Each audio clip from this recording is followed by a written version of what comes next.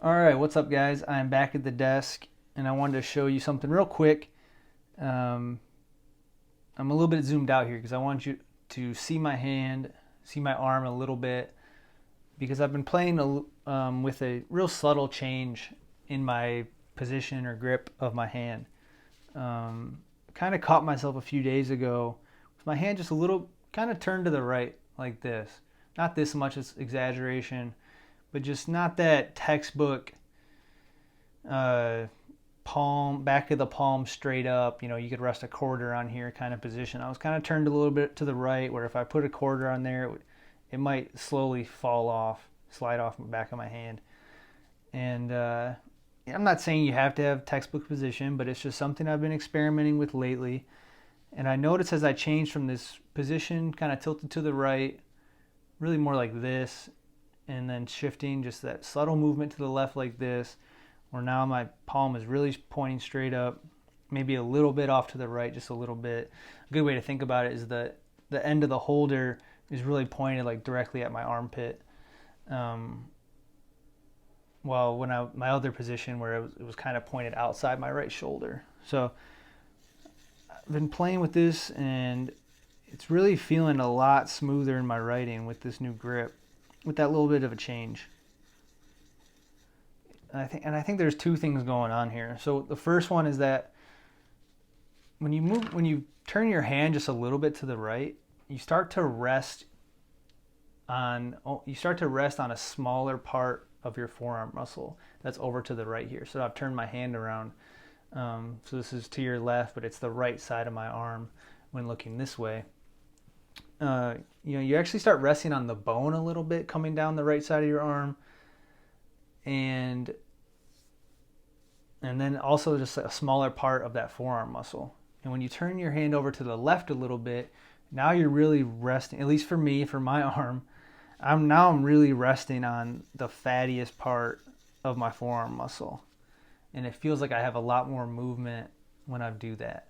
So I think that's the first thing, and maybe not all arms are the same, but we're all pretty similar, I think. And I think you should definitely feel that. Feel where you're really resting on the table as far as your forearm muscle goes, and feel how moving to the left gets you on a bigger part of that muscle and gives you a little bit more freedom of movement with the pen. And then the second part, I think what's going on here is that when I'm tilted over to the right a little bit, this finger movement is out of alignment with my forearm, with this up and down movement here. So you can see how when I'm moving like this with my forearm and then I move my finger, the finger's taking me off in this direction, finger movement is, and the forearm's going in this direction.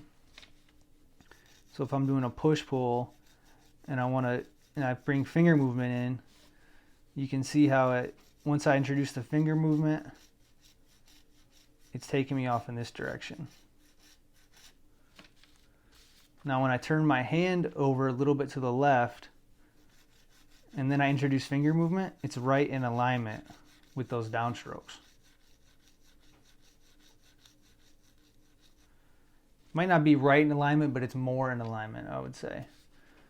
And you don't need to do as much to combine. It's just more of an alignment as far as combining the finger movement, the hand contraction movement with the muscular movement.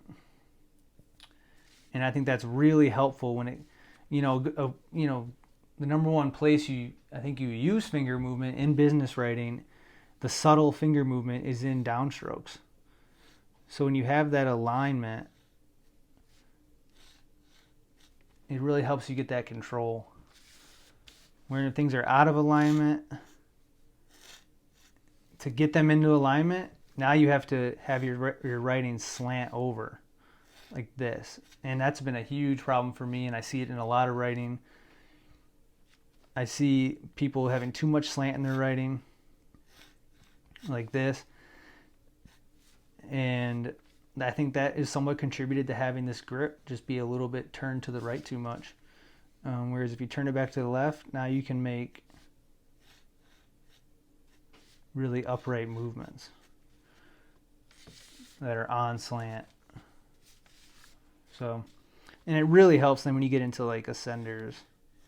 You know, it's so easy to get these ascenders falling over like this, and it just looks terrible.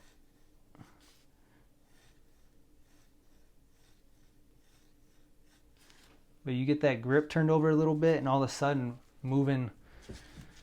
making that movement up is a lot easier. So that's it for today. 5 minutes is enough, and I appreciate you for watching. Please try it out, check it out, experiment with everything in your writing. Experiment with different tools and nibs and inks, hand positions, arm positions. You know, there's so much you can experiment with, moving your hand around, moving your arm closer to your body, further away from your body, changing the angle of your arm to the paper by either moving the paper or moving your arm on the table.